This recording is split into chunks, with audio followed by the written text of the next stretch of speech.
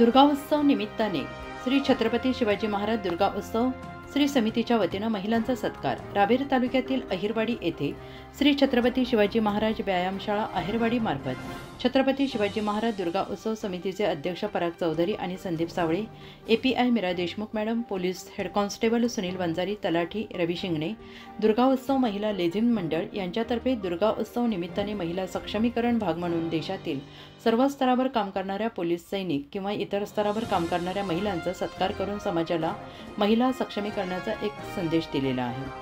उत्तर महाराष्ट्र न्यूज नेटवर्कसाठी विठ्ठल धनगर, जळगाव।